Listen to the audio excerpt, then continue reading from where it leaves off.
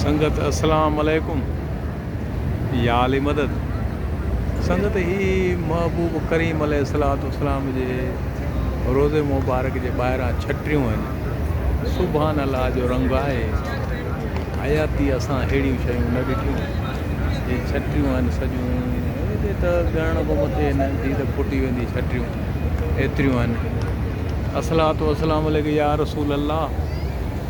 ही नज़ारो रंग ॾिठोसीं, चयोसीं तव्हांखे बि ॾेखारियूं। संगत जी छटिरियूं आहिनि। सुभान अल्लाह जो जान आहे। महबूब मुस्तफ़ा पाक जे रोज़े मुबारक जे लॻी वेठा आहियूं।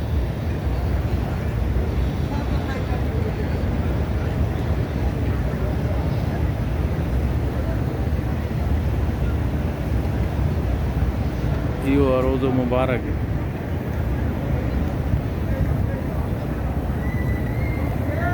अस्सलातु वस्सलाम अलैका या रसूल अल्लाह। अस्सलातु वस्सलाम अलैका या हबीब अल्लाह। अस्सलातु वस्सलाम अलैका या रसूल अल्लाह। अस्सलातु वस्सलाम अलैका या हबीब अल्लाह। अस्सलातु वस्सलाम अलैका या रसूल अल्लाह। अस्सलातु वस्सलाम अलैका या हबीब अल्लाह।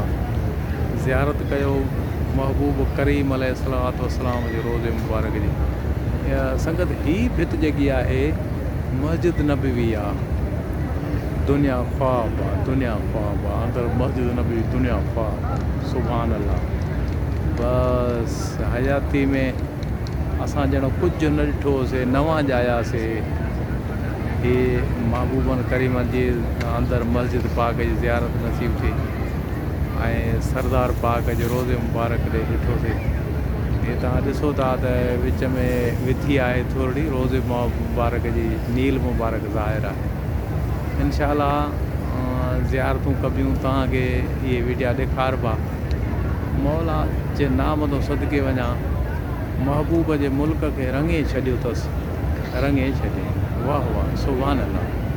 मदीने वारे सरदार जे मुल्क खे जीअं महबूब करीम के आशिक़ आहे त वरी महबूब करीम सरदार जे मुल्क खे बि ईअं रंगे छॾियो। सुभान अल्लाह। या अली मदद।